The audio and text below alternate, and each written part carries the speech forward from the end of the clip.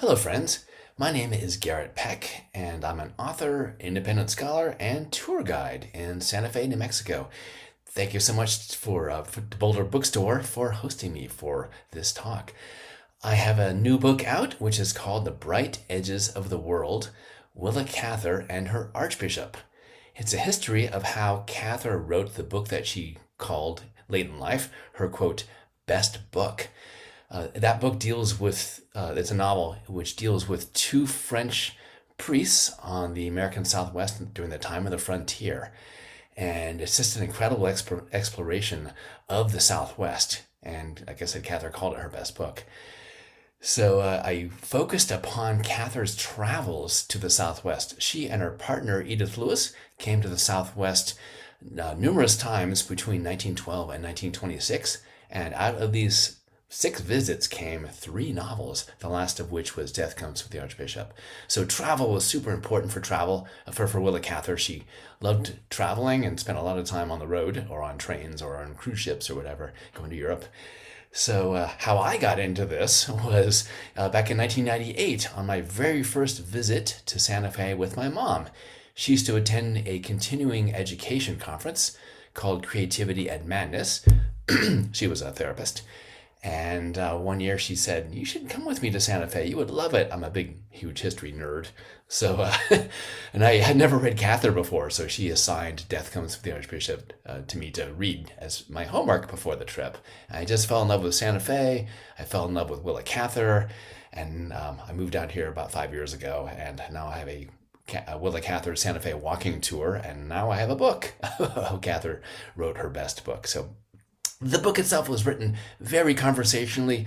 The University of New Mexico Press is the publisher, but it's not an academic book. It's a trade book. It's meant for everyday readers who enjoy Willa Cather and anyone who might be traveling to New Mexico, which is a lot of people. So tourism is a big part of our economy, and I'm a tour guide. So hence my emphasis upon travel and tourism. Sorry, it's my cat meowing. The research itself was largely archival, and I used hundreds of Cather's letters, her postcards, her interviews, and articles that she wrote, and yet wrote the book very, very conversationally to make accessible to a lot of different people. Let me do a quick little reading here from the book, and this is about challenging people's perspectives about how we look at history and how we look at our own country. So let me give you 2 quick paragraphs from my book. This is from the introduction.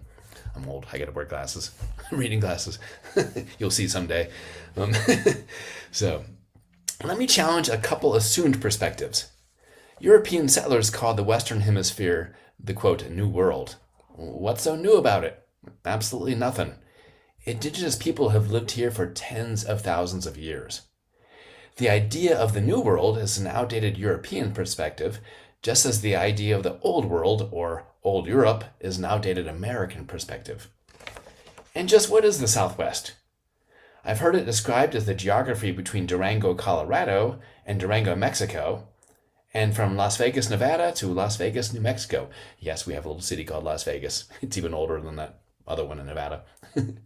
2 American states define the American Southwest, Arizona and New Mexico, though I would more broadly define it in not just in geographic terms, as the desert between the Colorado River and the Rio Grande, but also in cultural terms that are heavily Hispanic and indigenous. Los Angeles is a southwestern city, though it may lay beyond its geographic boundaries. Does this claim surprise you?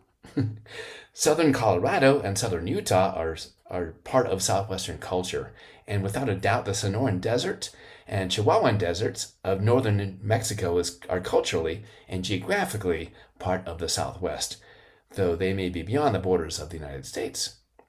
Hispanics in northern New Mexico continue to call themselves norteños, northerners.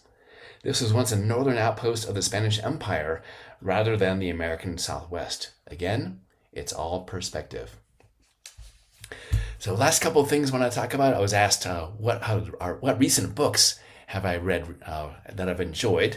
I just completed Omri Bohm's book, Radical Universalism Beyond Identity, which I really enjoyed reading a lot. It's a thin tome. You can read it in a couple days. Really good. So expressing the values of the Enlightenment, kind of moving away, trying to get people shifting away from this identity focus and towards our universal values around human dignity and so on that are so important for our country. And then I am finishing up. Look how much I have left to read. Edward Abbey's classic Desert Solitaire. So I might finish that one up here tonight. So very excited for that. And lastly, what are my favorite Willa Cather books? I had to say Death Comes with the Archbishop, followed very closely, number 2, by My Antonia. In fact, I often counsel people who want to go read Willa Cather. My Antonia is a great place to start. It's a novel she published in the fall of 1918 as World War I was wrapping up, and it's a very pro-immigrant story. I say that because, of course, it's a very relevant question to this day. So, again, thank you so much for attending my my little bookstore talk, and look forward to seeing you here out on the road. And if you have any questions, you can reach out to me via my website, which is garrettpeck.com. Garrett has 2 R's and 2 T's. Thank you so much, and have a great day, and happy reading.